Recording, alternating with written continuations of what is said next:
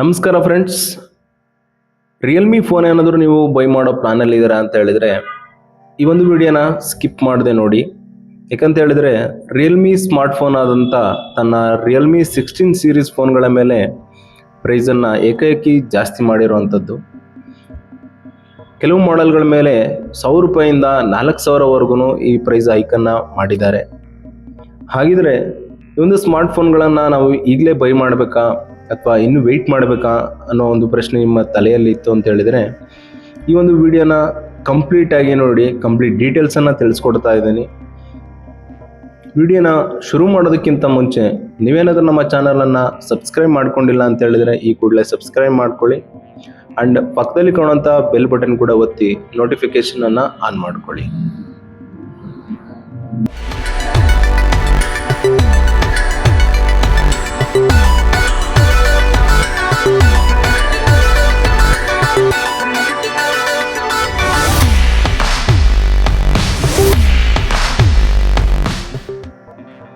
Realme official ಆಗಿ ಇಂಡಿಯಾದಲ್ಲಿ Realme 16 series ಪ್ರೈಸನ್ನು increase ಮಾಡಿರುವಂಥದ್ದು.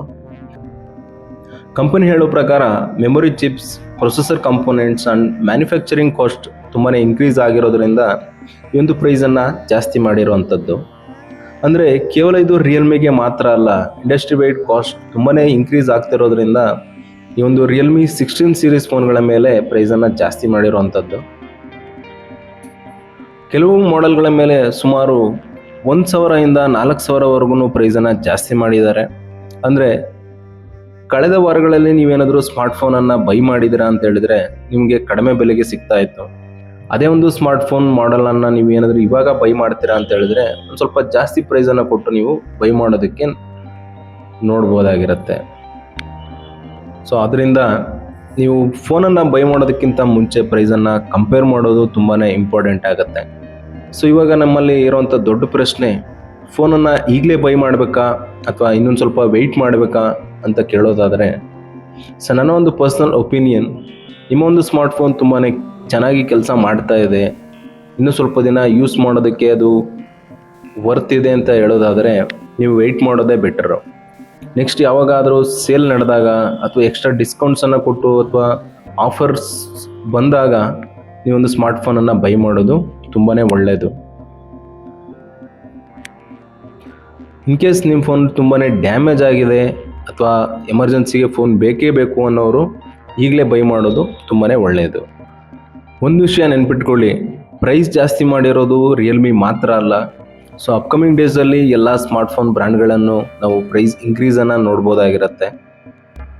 ಯಾಕೆ ಅಂತ ಹೇಳಿದ್ರೆ ಇತ್ತೀಚೆಗೆ ನಾವು ನೋಡ್ತಾ ಇರುವಂಥ ಬೇರೆ ಸ್ಮಾರ್ಟ್ಫೋನ್ ಬ್ರ್ಯಾಂಡ್ಗಳು ಕೂಡ ಪ್ರೊಡಕ್ಷನ್ ಕಾಸ್ಟನ್ನು ಜಾಸ್ತಿ ಮಾಡಿರೋದ್ರಿಂದ ಪ್ರೈಸಿಂಗನ್ನು ಜಾಸ್ತಿ ಮಾಡ್ತಾ ಇದ್ದಾರೆ.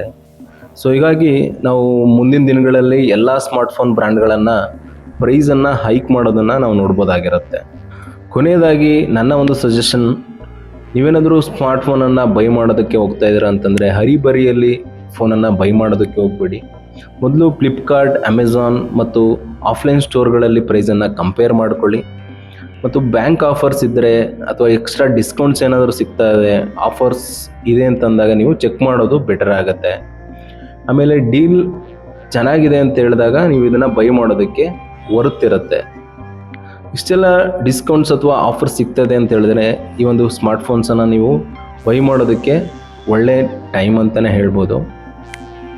ಸೊ ನಿಮಗೆ ಹೇಗೆ ಅನ್ನಿಸ್ತು ಈ ಒಂದು ವಿಡಿಯೋ ಅನ್ನೋದನ್ನು ಕಮೆಂಟ್ ಬಾಕ್ಸ್ನಲ್ಲಿ ತಿಳಿಸಿ. ಮತ್ತೆ ಸಿಗೋಣ ಮುಂದೊಂದಿನ ಹೊಸ ವಿಡಿಯೋದಲ್ಲಿ. ಅಲ್ಲಿವರೆಗೂ ನೋಡ್ತಾ ಇರಿ ನಮ್ಮ ಚಾನಲ್ ವಿಡಿಯೋಸನ್ನು, ಸಪೋರ್ಟ್ ಮಾಡ್ತಾ ಇರಿ. Thank you.